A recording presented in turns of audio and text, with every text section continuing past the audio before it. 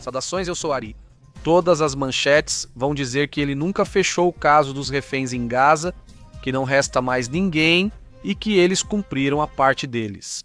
Mas a realidade é que ainda resta um refém, e jamais, como sempre, nem está fazendo vista grossa. E não é só isso.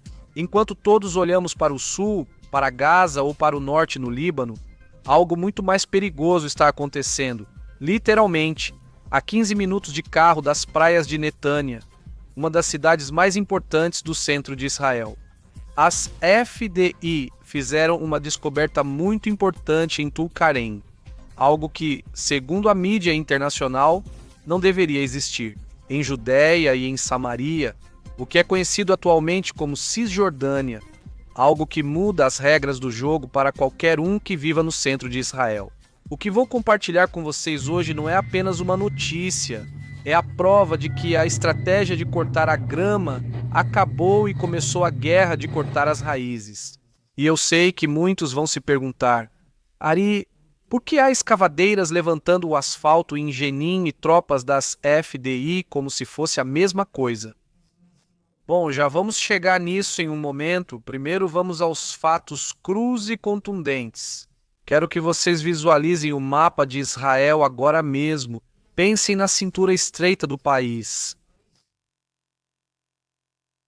Ali, Netânia, a rodovia 6, a artéria aorta da economia israelense, que em sua parte mais estreita tem apenas alguns quilômetros. Agora olhem para o leste, para as colinas de Tulkarem, que formalmente estão do outro lado da cerca de contenção, bem onde começam os territórios da Judéia e Samaria, ou Cisjordânia, que se estendem por centenas de quilômetros até encontrar a fronteira oriental com o país da Jordânia. Bom, hoje as FDI e o Shin Bet divulgaram uma notícia muito importante que muitos meios de comunicação deixaram passar. No dia 17 de novembro, em uma operação cirúrgica em Tulkarem, eles desmantelaram uma infraestrutura terrorista avançada sobre a qual, por questões de inteligência, não havia muita informação oficial, pelo menos em detalhes até hoje.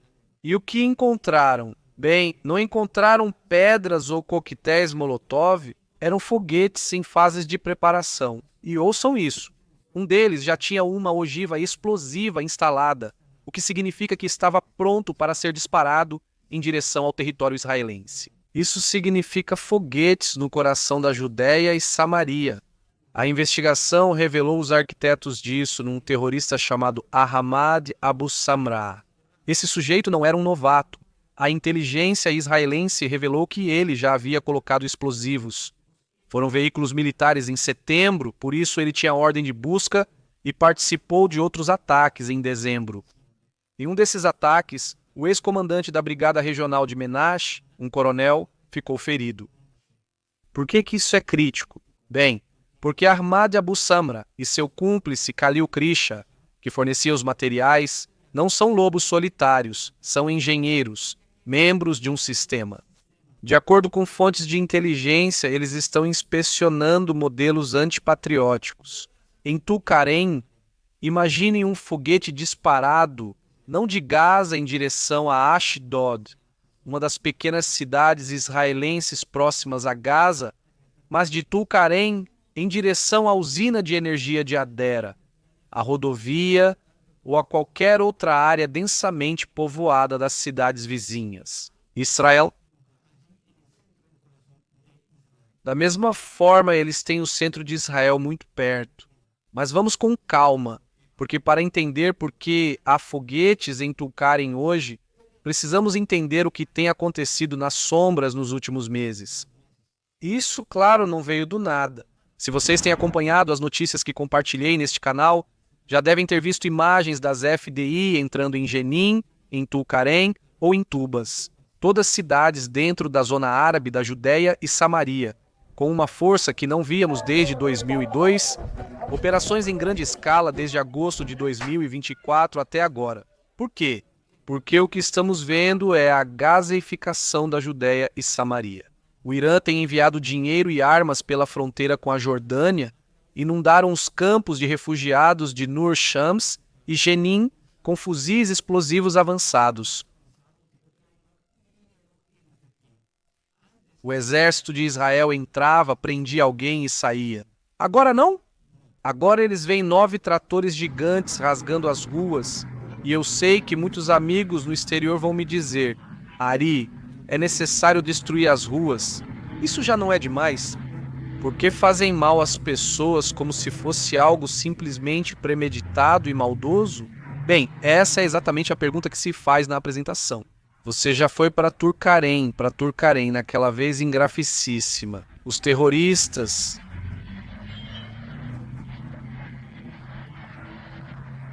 Enterrar ativo e...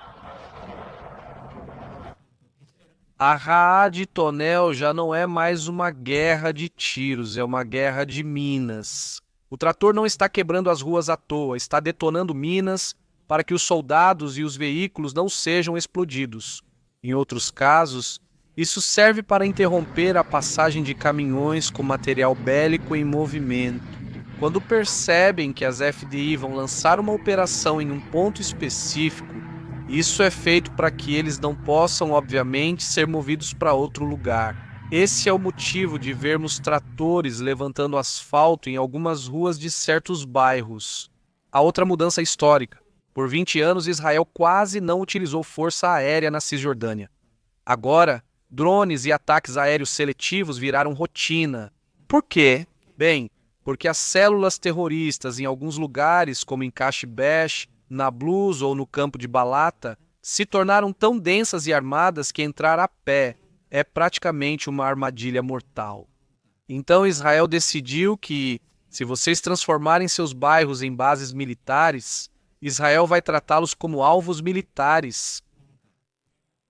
E isso também aproveitando todo o uso da inteligência artificial que Israel está utilizando neste momento, carregado nos drones para poder fazer identificações em voos de espionagem, localizar alvos específicos e do próprio ar poder derrubá-los. Estou preparando justamente um especial para mostrar todo o desenvolvimento que Israel está fazendo nesse campo da inteligência artificial aplicada às Forças Armadas de Israel. Bem, o caso de Tulkar hoje é a descoberta desses foguetes junto com todo o material bélico que estava junto com eles. É a prova de que, se Israel não entrar com tudo agora, em um ano teremos uma segunda Gaza, a poucos quilômetros da região central do país. A operação de 17 de novembro não foi um evento isolado, é parte de uma guerra preventiva para evitar que o câncer faça metástase. Bem, e faço uma pausa rápida para recomendar o canal A Voz de Sião, um canal de música com um caráter espiritual e um toque hebraico único. Salmos e canções originais de qualidade extraordinária. No canal vocês encontrarão listas de reprodução feitas para cada necessidade. Tem músicas para cantar, para dançar com energia, momentos para meditar ou para orar na intimidade, ou simplesmente para ouvir algo de bom gosto. Ao fundo, enquanto você faz suas coisas no dia a dia, deixo o link fixado aqui no primeiro comentário deste vídeo. Então, assim que terminar de assistir a este vídeo, dê uma passada na Voz de Sião, inscreva-se e compartilhe com seus amigos. Obrigado, tudo bem? Vamos continuar e passar da guerra física em Tulkarem para a guerra psicológica em Gaza, porque ambas estão conectadas pelo mesmo fio condutor, a desumanização. O Hamas fez hoje uma declaração que gerou todo tipo de reação em Israel e no mundo. Seu porta-voz, Abu Hamza, disse que eles encerraram o caso dos reféns. Eles têm a ousadia de dizer que já devolveram todos e que cumpriram os termos. Afirmam ter entregue os restos mortais do tailandês Sutizaj em 2 de dezembro. Parece notícia, mas essa é a armadilha. E a verdade é que isso é cruel. Ao melhor estilo do Hamas, Israel continua esperando os restos mortais de Ram Gwali. Ram era um sargento-mor, um oficial de polícia. O corpo dele segue em Gaza. Mas a Jihad diz, não, nós não o temos, já entregamos todos. Inclusive, insinuam que, do ponto de vista deles, já cumpriram a parte do acordo da primeira fase. No entanto, eles estavam fazendo grandes esforços, supostamente procurando esse último cadáver, então não conseguem chegar a um acordo. Eles procuram, mas afirmam já ter entregue tudo. Isso é como alguém que rouba um carro, depois devolve, mas fica com o motor e diz: já devolvi o carro. O caso está encerrado, estão brincando com a esperança da família Gwali, com o sentimento de um povo e com a paciência da família. O Hamas supostamente começou a procurar os restos de Ram no bairro de Zaltun. Mas a Jihad agora lava as mãos dizendo que não, que todos os sequestrados que estavam em suas mãos já foram entregues. Hamza até disse durante a guerra que os prisioneiros não voltariam, exceto em caixões, ou talvez nunca voltassem. Essa é a mentalidade com a qual lidamos. Eles não buscam a paz, buscam apagar a memória de Israel. Não fazer nada, não tem que não fazer nada, não tem que nada, não fazer nada, não tem que fazer nada, não tem que nada, não fazer nada, que nada.